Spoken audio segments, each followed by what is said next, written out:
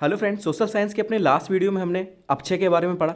आज हम बात करेंगे अपर्दन की कि अपर्दन क्या होता है, अपर्दन के कारक कौन से हैं और अपर्दन के जो कारक हैं उनके द्वारा कौन सी भू आकृतियाँ बनती हैं उनके बारे में पढ़ेंगे।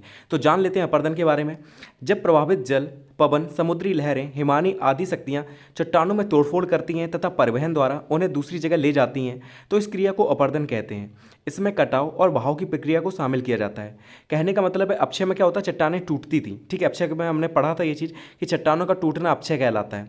ठीक है, चाहे वो कैसे भी टूटे, भौतिक रूप से, रासायनिक रूप से और जैविक रूप से। लेकिन जब ये टूटी हुई चट्टानें एक स्थान से दूसरे स्थान जाती हैं, चाहे वो बहते हुए जल की वजह से जाएँ, चाहे वो समुद्री लहरों की वजह से जाएँ, चाहे वो पवन की वजह से जाएँ या हिमानी की वजह से जाएँ, तो ये एक स्थान से दूसरे स्थान तक जाना क्या कहलाता है, वो अपर्दन कहलाता है। ठीक है, इसमें कटाव और बहाव की प्रक्रिया को शामिल किया जाता है, मतलब मिट्टी का कटना या किसी चट्टान का कटना या उनका बहना जल के द्वारा। ठीक है, इन दोनों ही प्रक्रिया को किसमें शामिल किया जाता है, तो अपर्दन में शामिल किया जाता है। तो आपको अपक्षय और अपर्दन में अंतर समझ में आ गया होगा। अपक्षय का मतलब होता है चट्टानों का टूटना और अपर्दन का मतलब होता है कि टूटी चट्टानों का एक स्थान से दूसरे स्थान तक पहुंचना। ठीक है, अपर्दन कहलाता है। अब अपर्दन का जो पहला कारक है वो है आपका बहता हुआ जल, या हम नदियाँ कह सकते हैं। ठीक है, तो अपर्दन का पहला कारक क्या हो जाएगा, बहता हुआ जल या नदियाँ। नदी का सर्वप्रमुख कार्य भूपटल का अपर्दन करना है। नदियाँ सदैव अपने मार्ग के समीप की चट्टानों को घिसकर तथा काटकर उनका परिवहन करती हैं। नदी का अपर्दन कार्य नदी के ढाल तथा बेग एवं उसमें स्थित नदी के अवसाद भार पर आधारित होता है।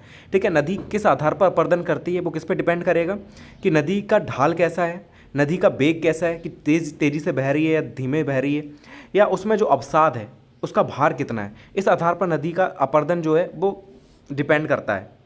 ठीक है, अब इससे कौन कौन सी आकृतियाँ बनती हैं नदी के जल से, या बहता हुआ जो जल होता है उसके द्वारा कौन कौन सी भू आकृतियाँ बनती हैं उनके बारे में हम जान लेते हैं। अब नदी अपर्दन जब होता है तो उससे कौन कौन सी आकृतियाँ बनती हैं वो देख लेते हैं। तो बी आकार की घाटी बनती है आपकी, गार्ज और ग्रैंड कैनियन का निर्माण होता है, जलप्रपात एवं क्षिप्रिका बनती है, जल गर्तिका बनती है या नदी विसर्प बनती है। कहने का मतलब है जब जल बहता है नदी का तो वो चट्टानों को काटता है। जब चट्टानों को काटता है तो विभिन्न प्रकार की आकृतियाँ बनती हैं। तो कहीं बी आकार की घाटी बनेगी, तो कहीं गार्ज का निर्माण होगा, कहीं जलप्रपात बनेगा, कहीं जल गर्तिका बनेगी, तो कहीं नदी विसर्प बनेगी। ठीक है, अब इनके बारे में थोड़ा थोड़ा पढ़ लेते हैं। पहला है बी आकार की घाटी। बी आकार की घाटी का नामकरण अंग्रेजी वर्णमाला के बी अक्षर के आधार पर किया गया है। सर्वप्रथम नदी निम्नवर्ती कटाव द्वारा अपनी तली को गहरा करती है। इससे तंग व संकरी बी आकृति की घाटी विकसित होती है। इसके जो ढाल होते हैं तीव्र ढाल वाले एवं उत्तल होते हैं। जो पार्श्व होते हैं, किनारे जो होते हैं इसके, वो तीव्र ढाल वाले होते हैं और उत्तल होते हैं। इस प्रकार के क्षेत्रों में नदी के तीव्र ढाल पर प्रभावित होने के कारण इसकी धारा पतली और अत्यधिक तेज होती है और अवसाद वहन करने की क्षमता भी अधिक होती है। बी आकार की घाटी का निर्माण जो है वो युवा नदी करती है। ठीक है, इसके बारे में ज़्यादा पॉइंट्स नहीं है जो अंडरलाइन मैं कर रहा हूँ, खाली उन्हीं पॉइंट्स को याद रखना अच्छे से। ठीक है, किसका जो नामकरण है वो अंग्रेजी के बी अक्षर के आधार पर किया गया है। इसके जो किनारे होते हैं वो कैसे होते हैं, तो किनारे इसके तीव्र होते हैं। ठीक है, तीव्र ढाल वाले एवं उत्तल होते हैं और इसकी जो धारा होती है वो पतली होती है और अत्यधिक तेज होती है और अवसाद भार जो बहन करने की क्षमता है वो भी अधिक होती है। और इस प्रकार की जो घाटी होती है इनका निर्माण कौन करती है, तो युवा नदी करती है। ठीक है, बस इतना याद रखना इसके बारे में। अब हम कैनियन और गार्ज के बारे में जान लेते हैं।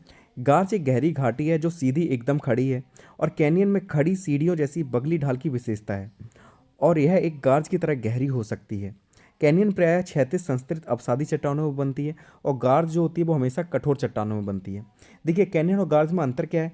गार्ज के जैसे आपने घाटी देखी तो जो गहरी घाटियाँ होती हैं उसे आप गार्ज कह सकते हैं। ठीक है, ये सीधी होती है, मतलब अगर आप सीधी घाटी देख रहे हैं ऊपर से नीचे तक, ठीक है, जिसमें ढाल जैसी कोई चीज़ नहीं है, सीधी ढाल है, तो वहाँ पर आपको वो गार्ज कहलाएगी।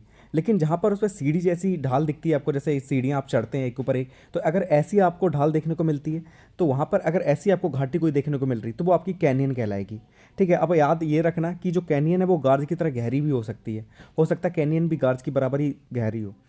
याद ये रखना कि जो कैनियन है वो हमेशा अवसादी चट्टानों में बनती है और जो गार्ज होती है वो हमेशा कठोर चट्टानों में बनती है। अगर गार्ज का एग्जाम्पल देखें तो दिहांग गार्ज का नाम याद रखना। इसी से अरुणाचल प्रदेश में जो आपकी ब्रह्मपुत्र नदी है वो चाइना से होकर भारत में प्रवेश करती है। ठीक है, दिहांग गार्ज से। और कैनियन का एग्जाम्पल तो ग्रैंड कैनियन है, वो आपकी अमेरिका में है। ठीक है, तो ये दो चीज़ें हो गई आपकी, ये भी नदी से ही बनती है। तीसरा है आपका जल गर्तिका, जिसे हम लोग पोर्ट हॉल्स भी कहते हैं। जब नदी की तली में जल भंवर के साथ पत्थर के छोटे छोटे टुकड़े तीव्र गति से चक्कर लगाते हुए छोटे छोटे गर्तों का निर्माण करते हैं तो इसे जल गर्तिका कहते हैं। आपने कई बार नदियों में देखा होगा ऐसी चीज़ कि एकदम भंवर सा बन जाता है पानी में, जैसे हवा का आपने भंवर देखा है वैसे पानी में भी भंवर बन जाता है। जहाँ पर गहरी नदियाँ होती हैं या कहीं बिजली का उत्पादन हो रहा हो तो आपने वहाँ पे देखा हो, तो वहाँ पे क्या होता है कि नदियों में क्या होता है, गहरा सा बवर सा बन जाता है। ठीक है, वो काफ़ी तेज़ी से पानी घूमता है अंदर की तरफ, तो उसी को हम लोग जल गर्तका कहते हैं। ठीक है, ये क्या करते हैं, अगर पत्थर वगैरह भी उस जगह पे होता है तो उन पत्थरों को भी काट के क्या करता है वहाँ पर उनमें छेद कर देता है। ठीक है, इसलिए इसे पोर्ट होल्स कहा जाता है। फोर्थ है नदी विसर्प। नदी विसर्प एक प्रमुख जल प्रभावीकृत अपरदात्मक स्थल रूप है। मैदानी क्षेत्रों में नदी की धारा दाएं बाएं होते हुए प्रभावित होती है और विसर्प बनाती है। ये विसर्प अंग्रेजी के ऐसा आकार के होते हैं। नदियों का ऐसा घूमना अधिक अपसादी बोझ के कारण होता है। मतलब आपने देखा है, जब पहाड़ों से नदियाँ मैदानी क्षेत्र में आती हैं तो नदियाँ क्या करती हैं, विसर्प करती हैं। ठीक है, या पहाड़ों पर ही जो नदियाँ बहती हैं, आपने देखा कि कहीं पर ढलान हो जाती है, कहीं पर नीचे हो जाता है, तो नदियाँ जैसे रेंग रही हों ऐसा लगता है, जैसे कि सांप जैसे रेंगता है वैसी नदियाँ भी रेंगती हुई चलती हैं। ठीक है, तो ये अंग्रेजी का ऐसा आकार के रूप में बहती हैं, इसलिए इसे ऐसा आकार दिया गया है। ठीक है, कि ऐसा आकार के रूप में ये बहती हैं, तो इसी को नदी विसर्प कहते हैं।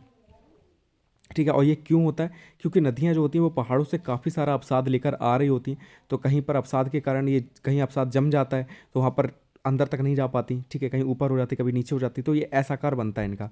ठीक है, तो ये नदी विसर्प है। फिफ्थ है आपका जलप्रपात एवं क्षिप्रका। जब किसी स्थान पर नदियों का जल खड़े ढाल के सहारे अत्यधिक वेग से नीचे की ओर गिरता है तो उसे जलप्रपात कहते हैं। प्रपात में ऊंचाई अधिक होती है तथा ढाल खड़ा होता है। क्षिप्रका की ऊंचाई प्रपात की अपेक्षा कम होती है तथा ढाल सामान्य होता है। उदाहरण क्या है इसका, तो एंजल जलप्रपात, नियाग्रा जलप्रपात। ठीक है, तो जलप्रपात में क्या होता है कि जलप्रपात में जो जल होता है वो काफ़ी नीचे गिरता है। ठीक है, किसी जैसे कोई पत्थर है उसके ऊपर बार बार जल गिर रहा है, तो क्या होगा, पत्थर को पानी काटता रहेगा, तो जिससे क्या होगा कि वो जो जल ऊपर से नीचे गिर रहा है तो उसकी गहराई बढ़ती जाएगी। ठीक है, वो पत्थर घिसता जा रहा है, उसका भी ढाल बढ़ता जा रहा है। ठीक है, तो ये जलप्रपात कहलाता है। लेकिन क्षिप्रका में क्या होता है कि जो इसकी ऊंचाई होती है वो जलप्रपात की अपेक्षा कम होती है और इसका ढाल जो होता है वो भी सामान्य होता है। ठीक है, सीधा पानी नहीं गिरता है उसके ऊपर, पत्थर के ऊपर। ठीक है, तो जलप्रपात और क्षिप्रका में भी अंतर आपको समझ में आ गया होगा। तो इस वीडियो में हमने नदियों के द्वारा जो अपर्दन होता है उसके द्वारा जो भू आकृतियाँ बनती हैं उसके बारे में पढ़ा। नेक्स्ट वीडियो में हम जो भूमिगत जल है उसके द्वारा जो अपर्दन होता है उससे जो आकृतियाँ बनती हैं, या जो पवन है उसके द्वारा जो आकृतियाँ बनती हैं, हिमानी है उसके द्वारा जो अपर्दन होता है उसके द्वारा जो आकृतियाँ बनती हैं, उनके बारे में पढ़ेंगे। ठीक है, तो मिलते हैं नेक्स्ट वीडियो में इसी टॉपिक के साथ। Thank you so much for watching this video.